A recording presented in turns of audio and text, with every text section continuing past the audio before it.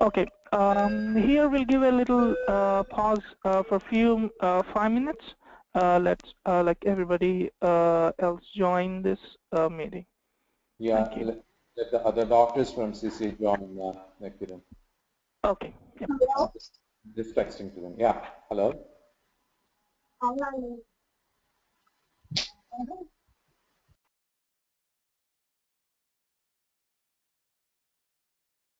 Impact and the documentation requirements for certain conditions and documentation of changes and new concepts. And here we're going to talk about the clinical impacts, maybe in terms of treatment, like what the doctor treats the patient, and how a document that reflects, and in turn, which affects this coding. Now, a few emphasize on the clinical documentation impacts. And here, this ICD-10 contains of multiple combination of codes, and so the documentation reflects an association between these conditions. And here in ICD-10, there is a big change. I mean, what we can see, for example, in the diabetes mellitus with the secondary manifestations. And here, from the ICD-9, there were like 69 codes, which they have transformed to a big change of a huge classification of 239 codes. And next is like this documentation of ICD-10, which makes the coding easier and more efficient with the new updates that gives us a useful combination of codes, conditions with the current clinical definitions. Just like I have mentioning here, this I-25 110, that is atherosclerotic heart disease of native coronary artery. And here with unstable angina pectoris replaces the code this 414.01, which is of ICD-9, talks about this coronary atherosclerosis of native coronary artery. Here, like, and for 11.1, that is intermediate coronary syndrome, here it is replaced with I-25.110, which in itself it gives an elaborate view of this CAD and as well as this angina pectoris. And next is I-21.02, that is ST elevation, that is myocardial infarction involving this left anterior descending coronary artery.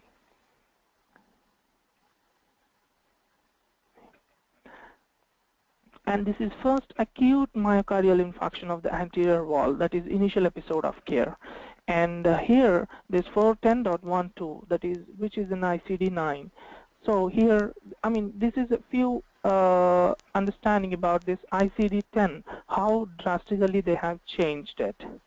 So next we are going to talk about the structure of this ICD-10, how it is, the format basically.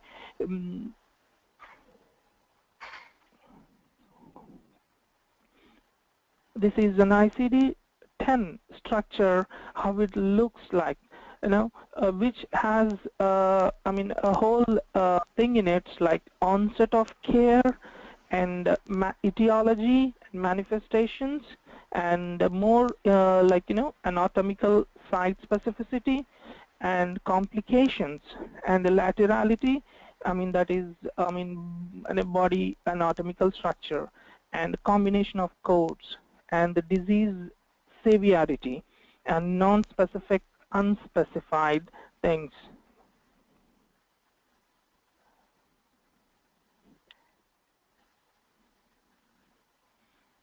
Now, this anatomy of an ICD-10, how it looks is like the first, it starts with an alpha character, whereas in ICD-9, which is of only the numericals, mostly. I mean, it starts with alpha character, which the first 3 characters in this ICD-10 gives us the category, like from the like the conditions. Basically, it talks about the conditions in the first three letters, and next goes the after the right digit of a decimal, which talks about the etiology, and it differs from code to code, and this is very much important in the ICD-10. And next comes the character, fifth character, which gives the location. I mean, where exactly, the problem or the condition is persisting or it is been arised. And next gives the laterality, and this is a very important point in the ICD-10. The left side or right side, that's what exactly it talks about. And then next, it is an extension. This extension in some categories gives us, whether it is an initial condition or the subsequent, that is a sequel of that, or subsequent, or this extension, gives us the present situation of the condition. So this is little bit about this ICD-10 structure. And next, going further, we'll look here the two, the differences between the diagnosis codes of the, right existing, and it's going to come from October 1st, that is ICD-10. So here in ICD-9, everybody are aware that, we have a 3-digit, a maximum of 5-digit character, where here in ICD-10, we have from 3 till 7-digit character, and which is here in ICD-10 we have numeric all except the supplementary codes, that is V codes and E codes. And here in ICD-10, with all codes using alpha lead characters, means every code that starts with alphabetical character, and we don't have any V or E codes, and this has been completely eliminated from the code set. And then here, in ICD-9, when injury comes, an example like, structure of injury is designated by wound type, that is whether it is open wound or closed wound. Okay, and here when it comes to the ICD-10, along with this structure of the injuries, and it has been designated by the body part, the location, where exactly the wound is, in the upper or lower or particular location and all. Then in ICD-10, which was lacking here was the laterality that we were talking about, the left and right. And next comes here ICD-10, we have a laterality wherein, emphasize on the left side of the body or the right side of the body here. So we can have an example here in like 733.01, that is senile osteoporosis. Now, in ICD-10, we have M80.011A, that is postmenopausal osteoporosis with current pathological fracture, right shoulder, initial encounter for fracture. Here, the code itself speaks a lot here about, that is, what is the category of that osteoporosis is about, and the current, what kind of fracture it is, like whether it is, injury or pathologic fracture, and where exactly the fracture, the laterality here speaks about. And then comes the extension, what we were talking earlier, A as the last 7th character, that is initial encounter for the fracture. So this is a little bit here, the category, that ICD-10, and significant axis such as anatomical site, and the 2 digits here, etiology or disease manifestations, and then the subclassification mode of diagnosis, that is anatomical site. Now here we'll talk about ICD-10, that is 3 characters, category, that is etiology, cause, anatomic or severity condition. Next is extension we are talking about, that is initial encounter or subsequent or sequel of the injuries, and external causes here. So this is a whole lot of ICD-9 to ICD-10 changes and the differences between this, where it is a major change that what we can see here.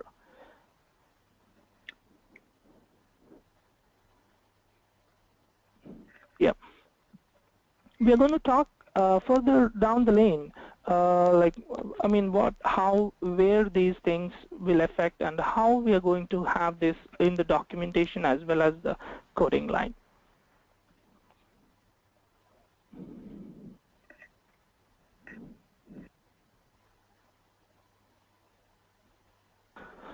So I would like to pause here and request the attendees, like, if I mean anything, any questions or any clarifications.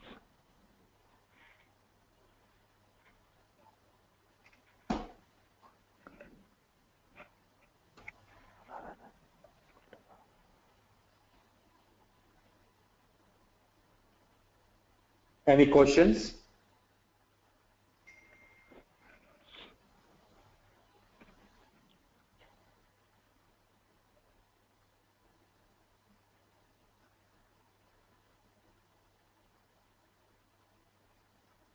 Dr. Ellison, any questions from your end?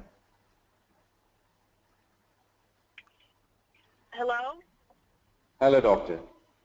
Hey, can you give us more examples? I think we just need to practice more, but like the coronary artery disease one and the 414.01, like how it changes to the ICD-10. Okay, doctor. Like, I mean, we are going to show you that. I mean, Okay. as of we move on to further. Okay, that's fine. Thank you. Now here, we'll talk about a little thing about this ICD-10, I mean, changes what they have made to better understand, I mean, the importance of it. Now, here, the first point what we're going to discuss here is the coding sequelae. That is the conditions that, I mean, the conditions that are going to persist. I mean, how we are going to take care of this. So the instructions in ICD-10, like code first, use additional codes, may be familiar in the part of the ICD-9. But those things like late effects formulated differently in ICD-10. We're not going to have a late effects. I mean, these kind of combinations in ICD-10.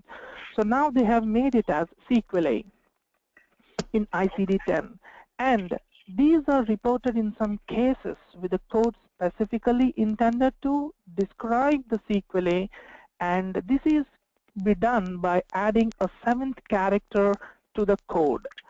Now here, like I-69, this code itself speaks like sequelae of cerebrovascular disease. That is, here I-69 itself talks about the sequelae of cerebrovascular disease. That is what this ICD-10 has made. And now here, what they ask us to require an extra digit, wherein I-69.022 talks about dysarthria following non-traumatic subarachnoid hemorrhage. So this is a cerebrovascular disease that is being followed by dysarthria, wherein with subarachnoid hemorrhage. So this here, there needs an extra digit here to describe more elaborately about the condition here. And next example we're going to talk about is S83, that is dislocation and sprain of joints and ligaments of knee. Now, here S83.001A is unspecified subluxation of right patella. This is initial encounter. So here, the code category requires an addition of a 7th character to denote the encounter status here. So here, that 7th character A emphasized on initial encounter, B is a subsequent encounter, S talks about the sequelae. And here, I mean, we need to have a physicians play a vital role in giving the status of the encounter, whether the patient is coming in for an initial encounter or a subsequent, or it is an after, I mean, like, after care treatments. So this is a coding sequelae in ICD-10.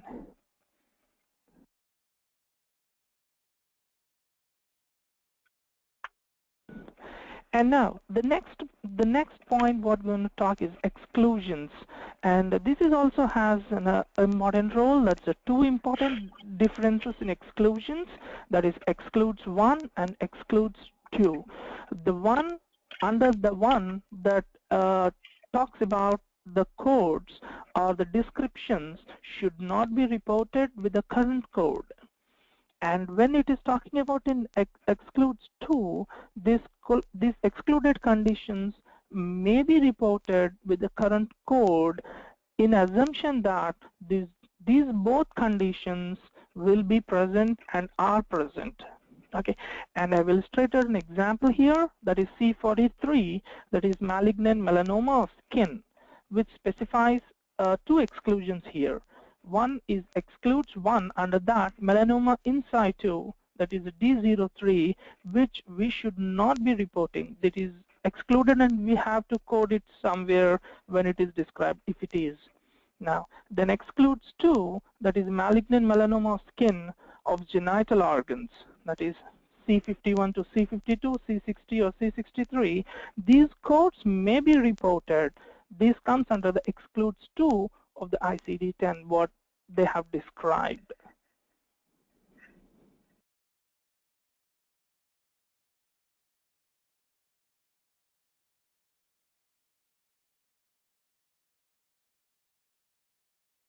So we move on to the next convention of this ICD-10.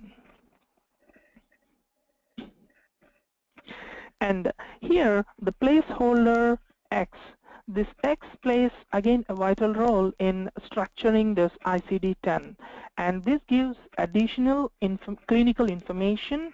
With the specified 7-character length comes the big structural change from ICD-9 to ICD-10.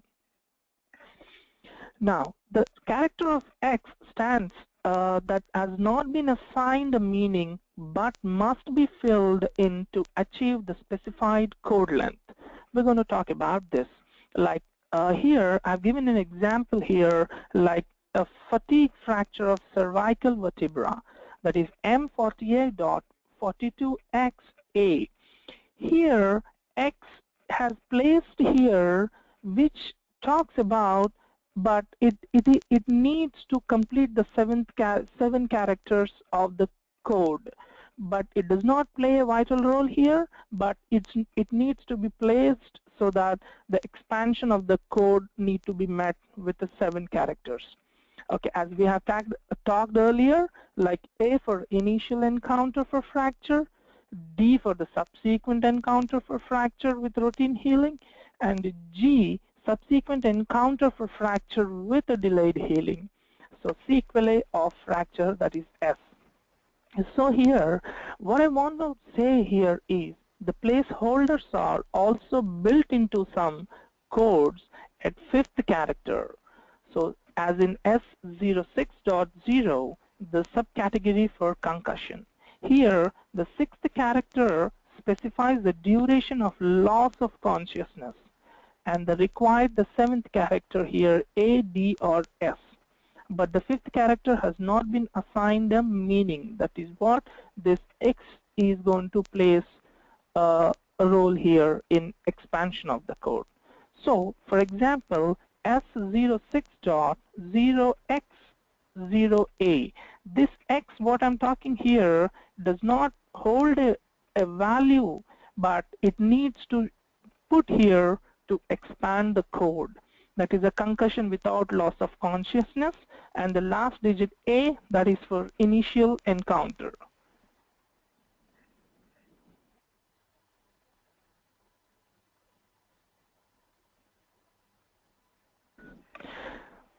So we'll move forward from here, and still further we're going to talk about the ICD-10, the base code category, that is a 3-code category. Here in ICD-9, there is like 3-code category which talks about completely about a particular condition, And as on, like, the classification goes on, there will be adding of characters. So in the same way here in ICD-10, the base code category here, I-10, this code itself closes here, which giving us a complete condition like essential hypertension. So there is no need of adding or putting the extra digits here unless if there is any secondary or manifestations that are there, the further classification goes. Now, like secondary renal hypertension or else like, hypertensive cardiac conditions and all, then we're going to add more expansion of the codes, and the other condition codes need to be added wherever necessary.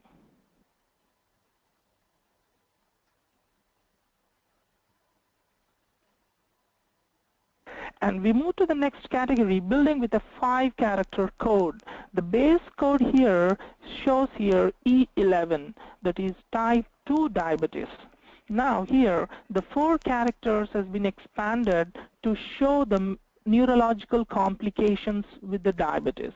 As we have talked earlier, this digit and the next character gives the condition of here. And next 5 characters wherein this E11.4, that is neurological, when we add a digit here, we are emphasizing more on that, particularly what kind of neurological complications is about. That is polyneuropathy or mononeuritis or any other conditions if persisting.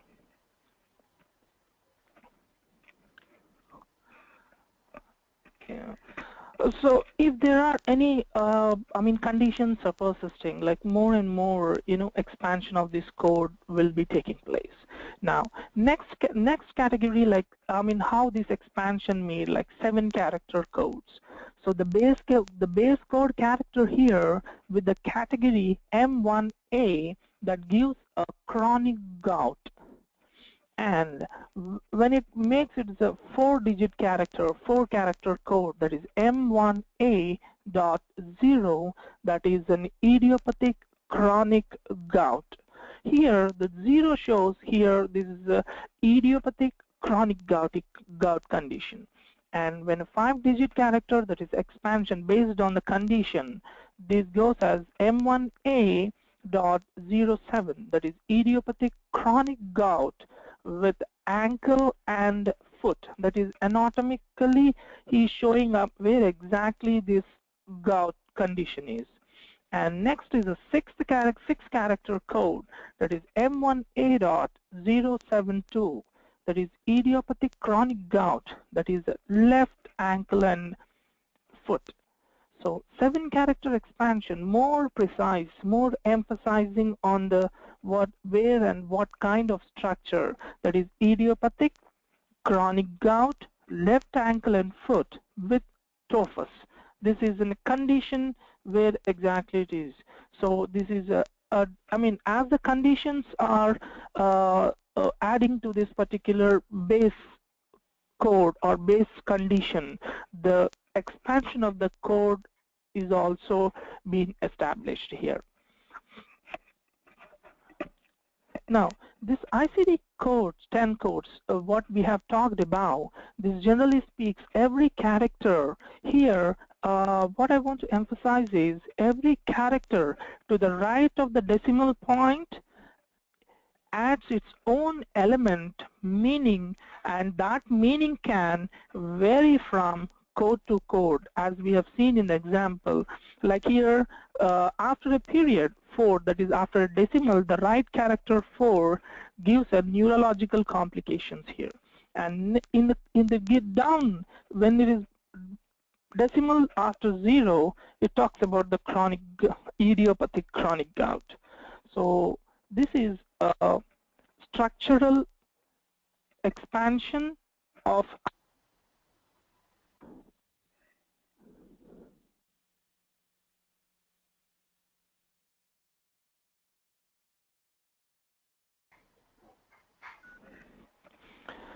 So we shall move further, and here we're going to talk about the documentation requirements, what we are going to look into to pull the exact pinpoint of the codes here.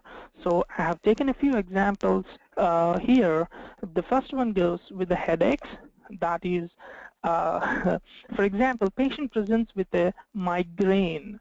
Providers or physicians will have to specify whether that kind of migraine is a common, hemiplegic, persistent, chronic, ophthalmologic, abdominal, or menstrual. So this is emphasized that what the condition we want to exactly need to pull up to pull an exact code here. So this increases the level of detail. What here goes for a kind of cluster headaches, tension type of headaches, and a variety of other headache syndromes. So many of the codes in the section of ICD-10 with the headache also require an additional documentation that was not previously earlier used to require in ICD-9.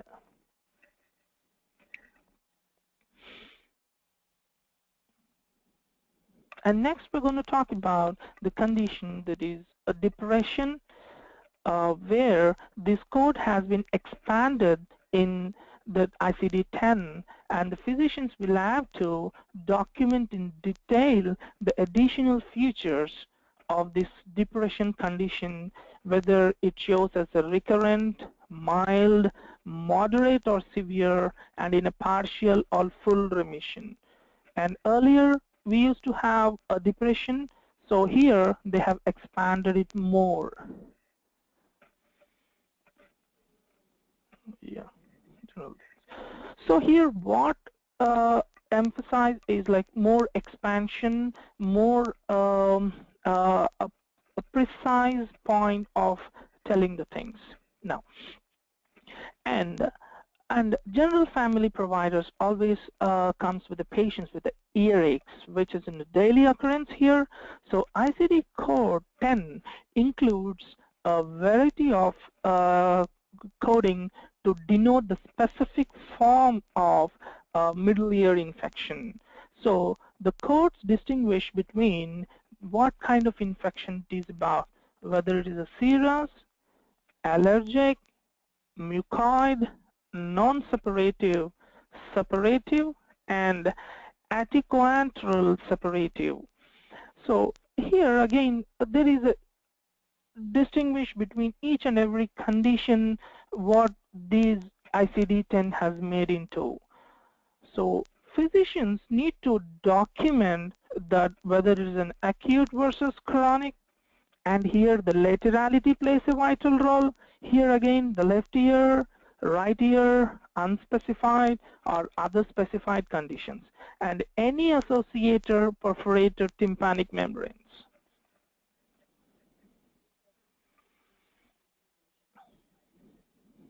Yeah, here, what kind of, irrigation that what the doctor is doing here, left side or right side, laterality, and the conditions like allergic mucoid, that what, we have just discussed.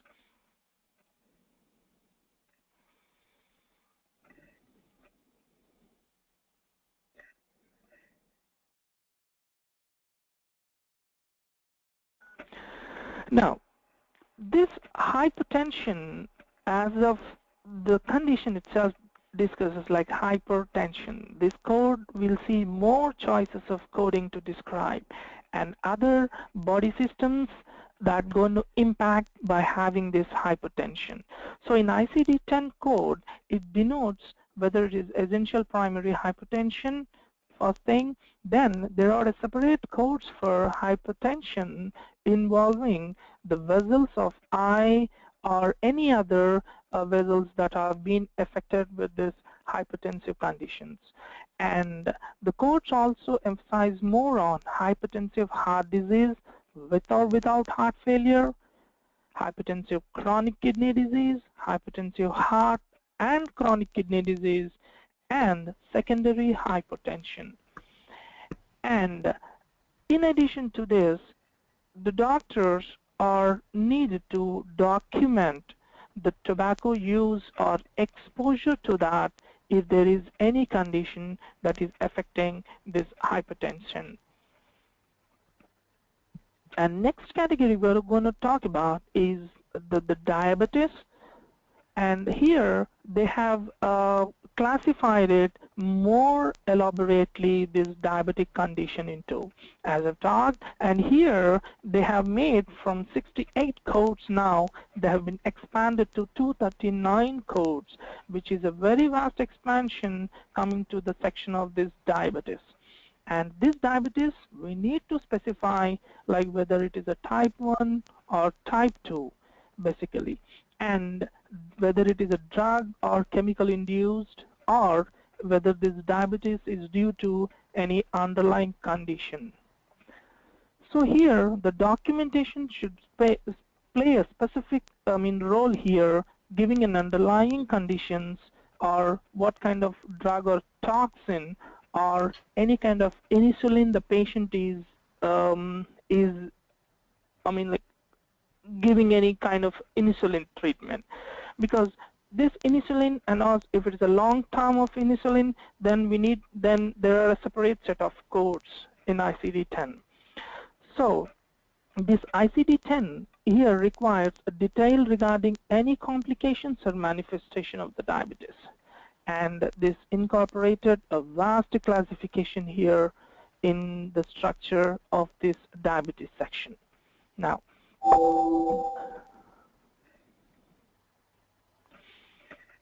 so another condition here that we're going to talk about, there's a general like asthma is another expanded category in ICD-10, and here the documentation plays again an important role, whether this asthma condition is intermittent, it's mild persistent, or moderate persistent. And in addition to this, one need to specify like whether this asthma is uncomplicated with acute exacerbation or with status asthmaticus. And a primary care physicians will be getting a patients for a health status checkup, or if a child is coming for a routine health checkup. And here there is a change that they have made here. Earlier we used to give a code like a V20.2. I mean to say like there a general infant routine child check. This has been changed codes to like whether this health checkup is with abnormal conditions or without any abnormal conditions. These need to be specified in the document. Like the codes have been differentiated here. That is what I want to make a note here.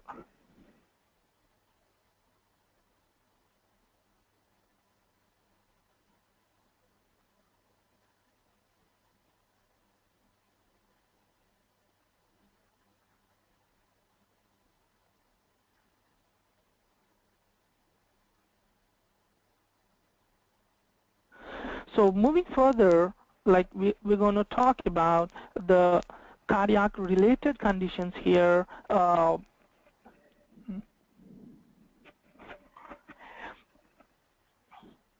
Now, the classification of acute myocardial infarction, and it should be documented like ST elevation or non-ST elevation.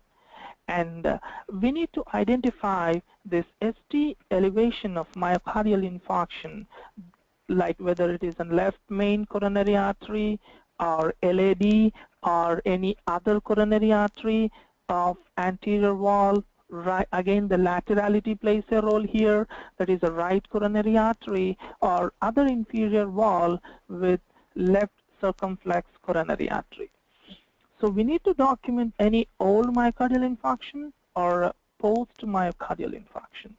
And we need to identify whether it is a subsequent myocardial infarctions, and those are categorized as those which occur within 28 days of the previous MI regardless of site.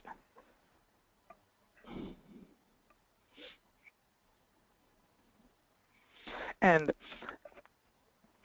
it is like STMI example, like whether it is an anterior wall or posterior wall, inferior wall or lateral wall, and any history of current or tobacco use or any dependence of any environmental exposure to tobacco smoking.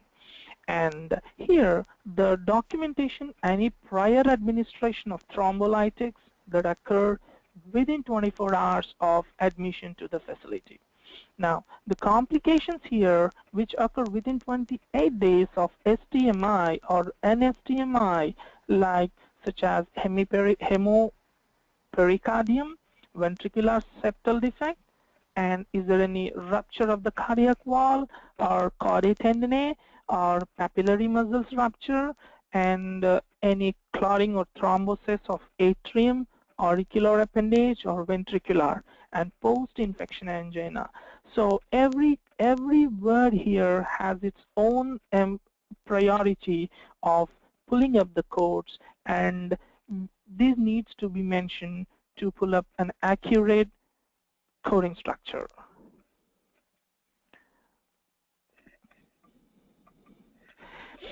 And next we're going to talk about another condition of cardiac related, that is angina. That is here, they have changed the terminology here, made like intermediate coronary syndrome, and now it is classified as unstable angina. And we need to identify any signs or symptoms with angina equivalent presentation. And the document should be with presence of hypertension or any hypertensive of heart and chronic condition of disease. So indicate any history of current tobacco use or dependence on environmental exposure with tobacco.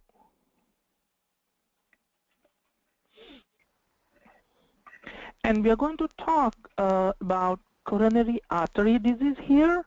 And this includes here in ICD-10 with angina pectoris, whether it is present or not, or like it is unstable angina, whether it is a chronic stable, or whether it is a documented spasm, or none, or other. Now, here, atherosclerotic heart disease, and it has been further classified in here, like whether this CAD is with the native coronary artery, or coronary artery bypass grafts, or autologous venous bypass grafts, or autologous artery coronary artery bypass grafts, or whether it is a non-autologous or biological coronary artery bypass grafts, or any coronary artery of transplanted heart, or any coronary artery of bypass graft of a transplanted heart. And this is again with atherosclerotic heart disease without angina pectoris. Here it is classified with native coronary artery bypass grafts, or a native coronary artery of transplanted heart, or a coronary artery bypass graft of transplanted heart.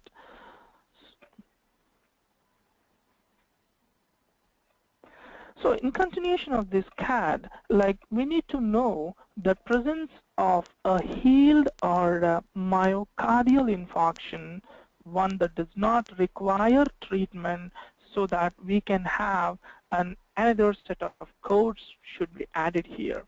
And identify the causal agents, any lipid plaque or calcified coronary lesions here, or whether it is a total occlusion of the arteries present if it is a chronic condition.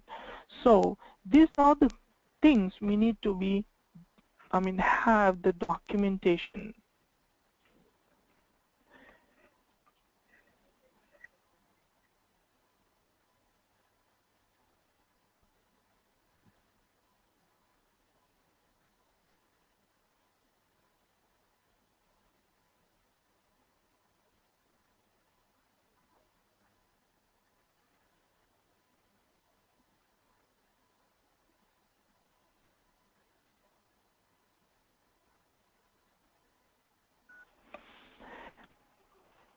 And a failure of heart, another condition which we need to make a note here, like a left ventricular or right ventricular or a congestive heart failure.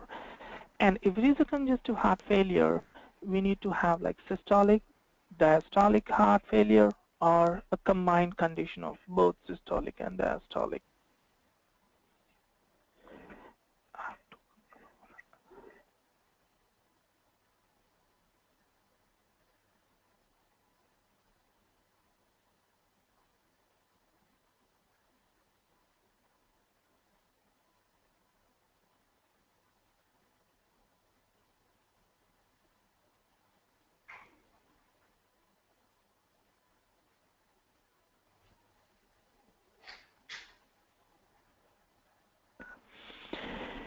And further emphasis on specific acuity of congestive heart failure as chronic or acute on chronic condition. And ejection fractions if it is measured. And we need to identify any causal conditions of this heart failure, whether because of hypertension or hypertension with chronic kidney disease or cardiomyopathic or rheumatic valvular, or whether it is a postpartum or alcohol-induced condition.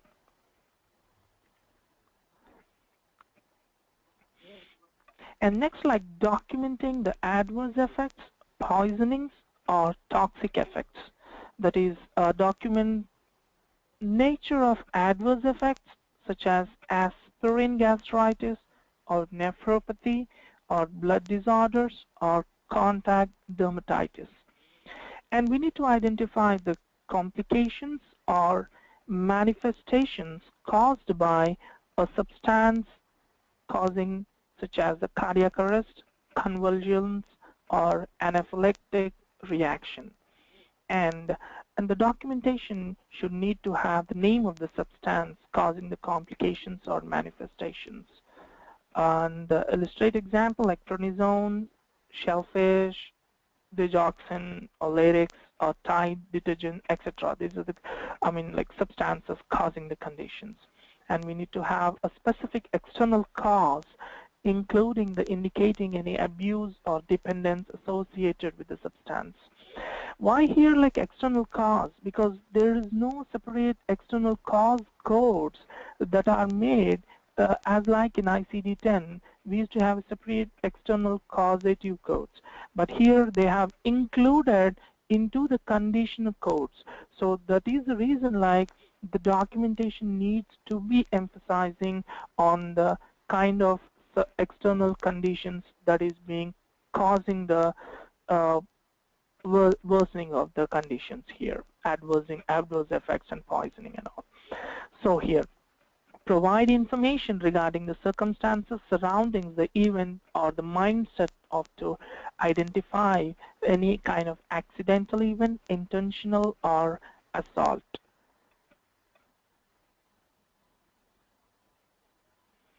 So moving further, of the complications of care are solely based on the provider's documentation of the relationship between the condition and the care or procedure. Now, the provider must state the condition as a complication, and we need to inquire whether the cause and effect relationship between the care provided and the condition. So we need to have more relationships between the condition of complications, why and how it is occurring. So like moving further, like we need to know the changes in the documentation and the new concepts that what we are going to have request the physicians to add into their reporting part. Yeah.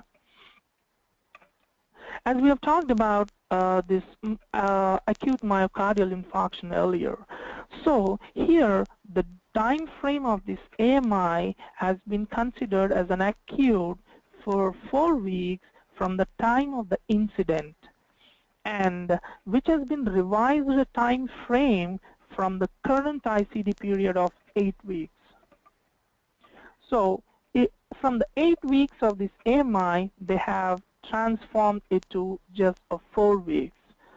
So again, here, the episode of care in ICD-10 does not capture the initial, subsequent, or sequel. So the subsequent AMI in ICD-10, which allows a new EMI that occurs during the 4-week acute period of original AMI. Okay, here the examples I-21.02 is ST elevation myocardial infarction left anterior descending coronary artery, and I-21.4 non-STMI myocardial infarction. And here I-22.1, here it shows like subsequent ST elevation myocardial infarction of inferior wall.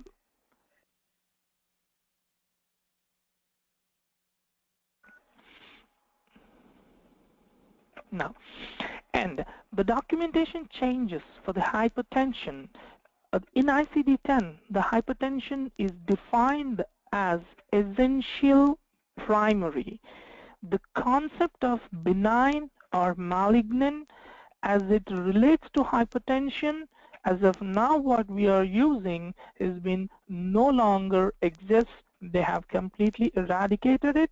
They have just made it as hypertension that is essential primary. Now, when the documenting of hypertension, that we need to include whether it is an essential secondary, causal relationship, whether from any kind of renal or pulmonary. Okay, now here the example goes here like I-10, which gives an essential primary hypertension. And again, I want to remind there is no benign or malignant hypertension here. And I-11.9, that is hypertensive heart disease without heart failure. And I-15.0, that is renovascular hypertension. We're talking here example that is a renal or pulmonary. Here the code, complete code itself is giving that the causal relationship for this hypertension that is renovascular.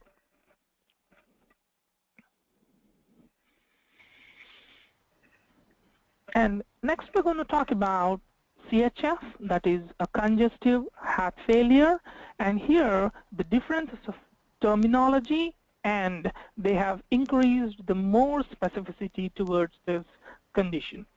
Now, the terminology used here exactly matches the type of congestive heart failure, and when we document it like decompensation or exacerbation, and the congestive heart failure type will be coded as acute on chronic. So the document like decompensation or exacerbation will lead to a condition wherein we'll be using this. Now, when documenting congestive heart failure, we need to, I request the physicians need to include the following, that is acuity, whether it is acute or chronic. And then next, it's the second type, that is systolic or diastolic. Here, the examples, I-50.23, that is acute on chronic systolic congestive heart failure, and I-50.33, that is acute on chronic diastolic congestive heart failure, and I-50.43, that is acute on chronic. It shows as a combined systolic congestive and diastolic condition heart failure.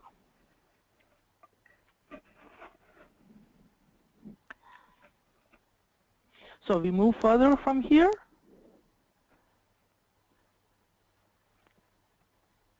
And the general example, like underdosing, the difference of terminology, that which shows an important new concept in ICD-10, and which allows us to identify when the patient is taking a medications which is prescribed and he's taking less of that. So when documenting underdosing, we need to have like whether it is intentional, unintentional, or non-compliance is the undergoing deliberate, that is example like patient's refusal, and we need to also make sure that why the patient not taking any medications, financial hardship, age-related debility and all. And this ICD-10 example like Z91.120, the patient's intentional underdosing of medication regimen due to financial hardship. And here, want to make a note here, there is no separate V codes that have been made, that is external thing in ICD-10. Now, T36.4x6A, underdosing of tetracyclines, that is initial encounter, and T45.526D, that is underdosing of antithrombotic drugs, which is of subsequent encounter. So here he's talking about completely like, what kind of drugs he's underdosing and what kind of encounter is initial or subsequent encounter of the patient with the doctor. Now, we'll move further with another example here, that is atherosclerotic heart disease with angina pectoris.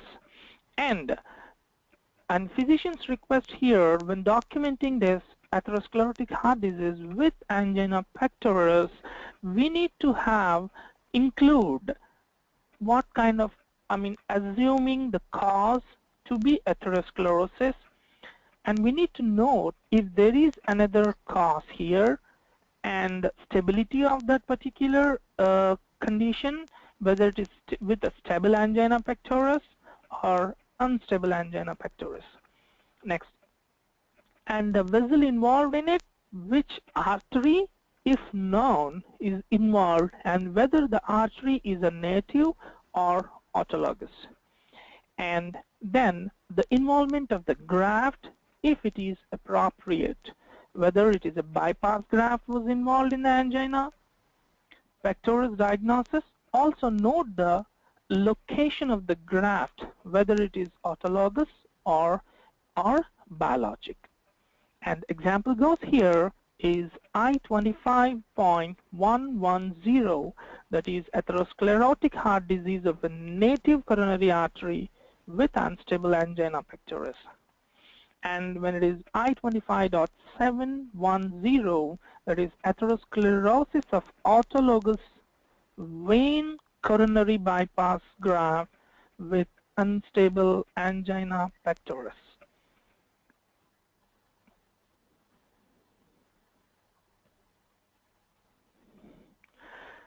So getting to another example here, cardiomyopathy, that is more increasing the specificity in ICD-10 and the documentation goes, which includes whether the kind of cardiomyopathy is dilated, congestive, obstructive, or non-obstructive, hypertrophic, etc. And whether this location of this is, example like endocarditis, right ventricle, and all. And next is cause, that is through when, like, congenital, or the cause whether this cardiomyopathy is alcohol. And now, list this cardiomyopathy seen in other disease such as gout or amyloidosis, etc. That is example here I-42.0, that is dilated cardiomyopathy. I-42.1, obstructive hypertrophic cardiomyopathy, and I-42.3, that is endomyocardial, that is eosinophilic disease.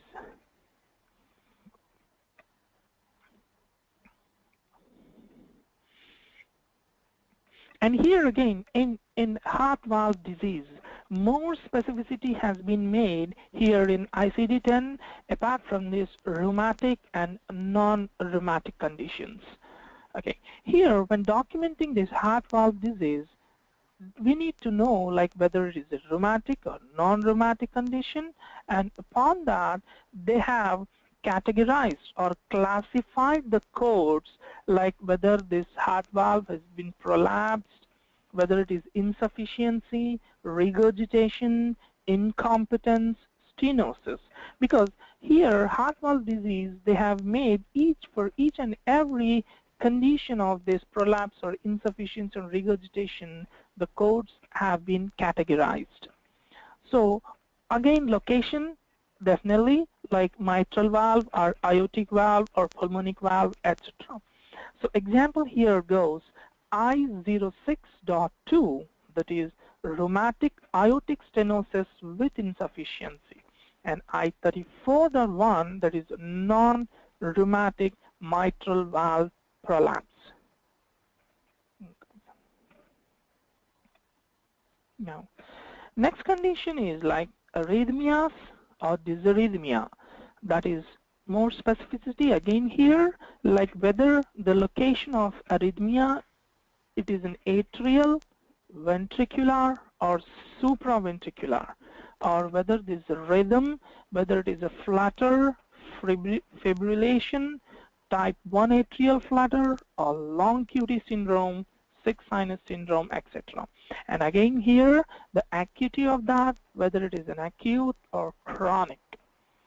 And next is cause of that arrhythmia, example like hyperkalemic condition or hypertensive condition or alcohol or any drug related or verapamil hydrochloride, any chemicals. So we need to even emphasize on this causing agent also. So here they have categorized here like I48.2, that is a chronic atrial fibrillation, and I49.01, that is ventricular fibrillation condition.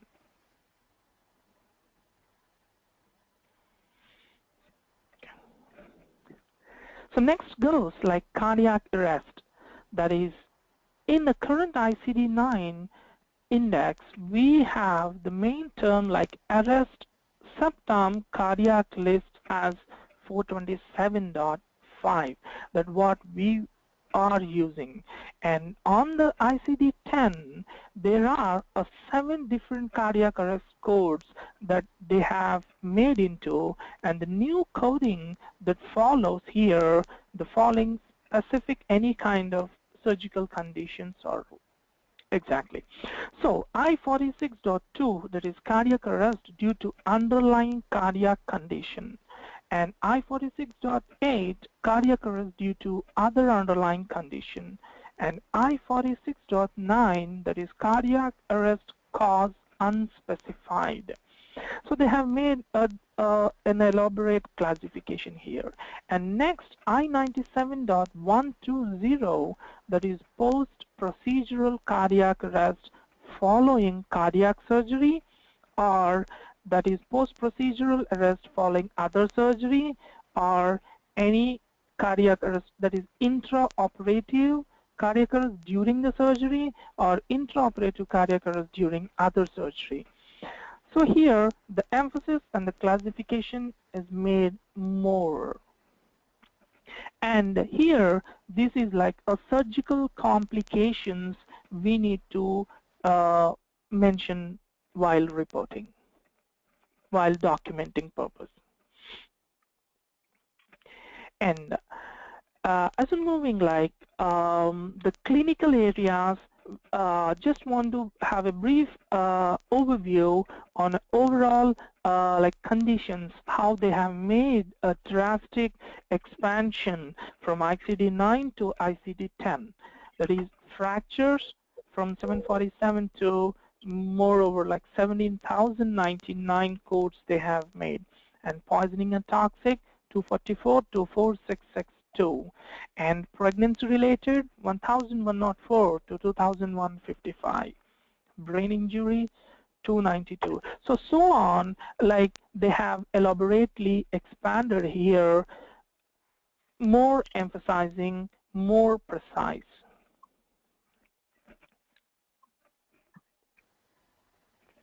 And as we have talked about this hypertension condition earlier, this is just an illustration to show about like how they have revised the classification basically. So as we have earlier talked about, benign, malignant, or unspecified no longer exists. Only primary condition of hypertension, they have made the classification. And next is the type of the condition of heart failure and all. And next, ICD-10, when hypertension not further specified with caused by another disease process such as ICD chronic, such as chronic kidney disease and all. And gestational hypertension is assigned in the OB chapter, not included here in this.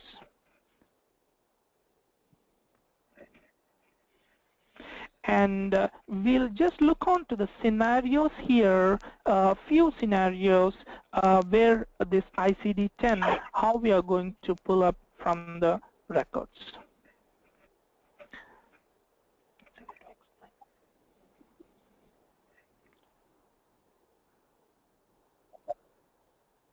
Yeah. Okay.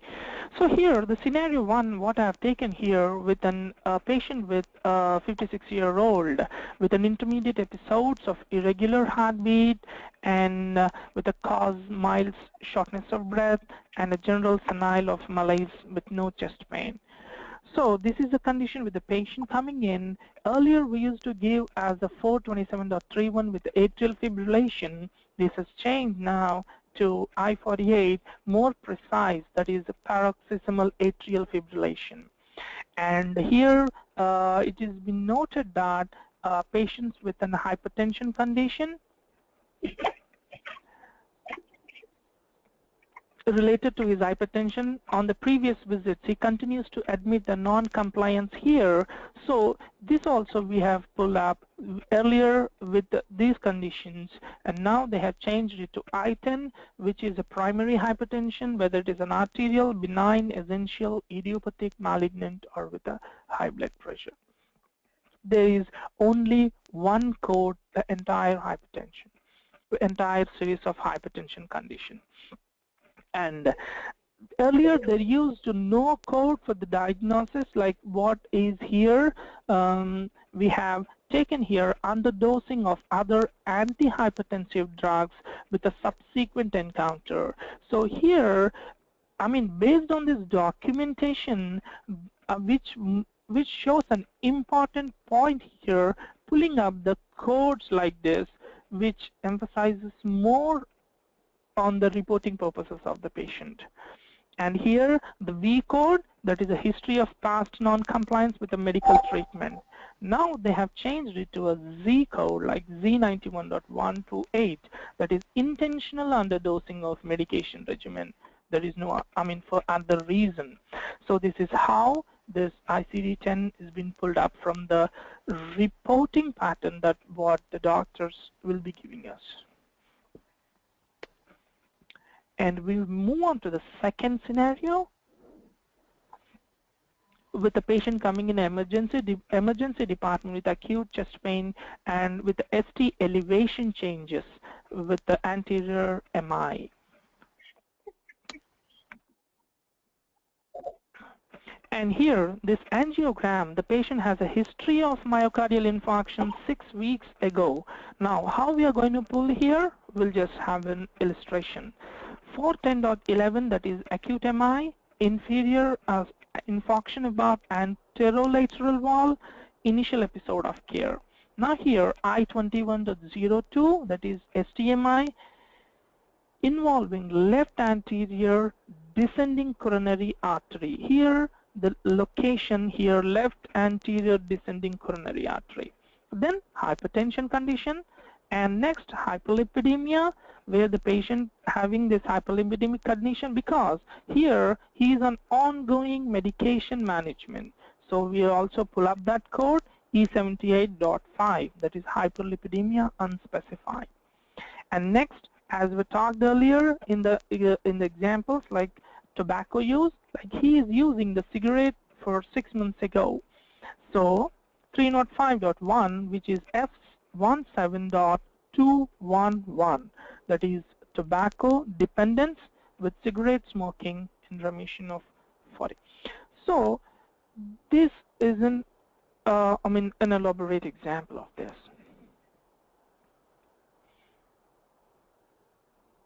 So we'll take another example, like a patient comes with an unstable angina, and here he has a history of 2-vessel coronary bypass graft 18 months ago.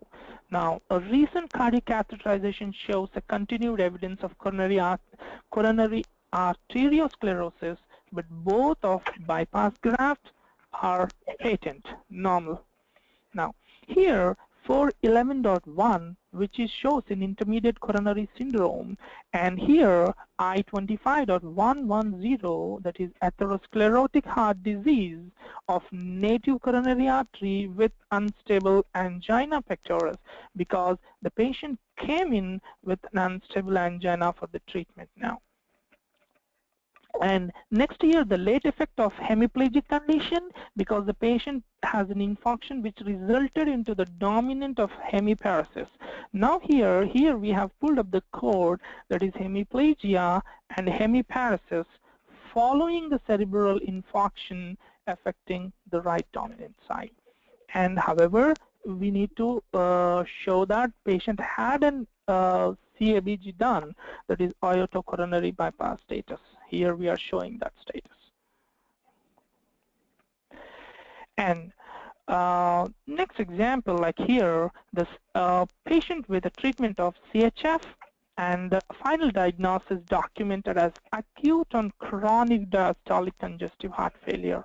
That is 428.33 earlier, and now it is I50.33, acute on chronic diastolic congestive heart failure. And next, with the follow-up of benign hypertension, and here we need to be pulling only I10, that is essential, primary, benign, or whatever the hypertension is talking about, we're going to give only I10. We have here, as we were talking earlier, like many codes in ICD-9, but they have been all made into one single code, that is I10.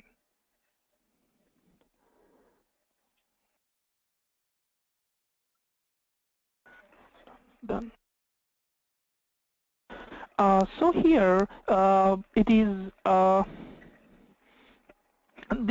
this is an ending of what we're discussing about this ICD-9 structure, the requirement of the documentation requirements and scenarios and all.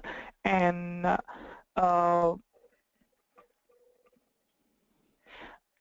would like to request like any questions from your end.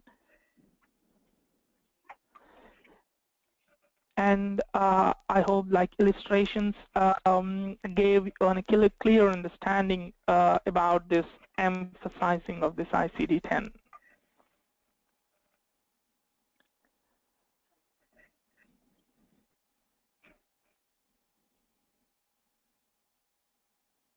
Doctor, any questions, doctor? No. Okay, thank you. Oh, I thought of one more. So are we supposed to, like, when we type in the ICD-9 code in the EMR, would it convert it for us? Yes, Yes. It gets converted. Okay. So we have, the mapping procedures as such. There is a forward mapping as well as reverse mapping. So when you pick up the ICD-9 code, it automatically gets converted into ICD-10. So we need not worry about that. So as Kiran was discussing, we will be talking, more about the documentation side, the specificity, and the laterality, which is more important here. So automatically that will be taken care by the EMR. Okay. Okay. Thank you. Yeah, welcome. Thank you, doctor. Thank you. Thank you. Bye. Bye. Bye. Bye.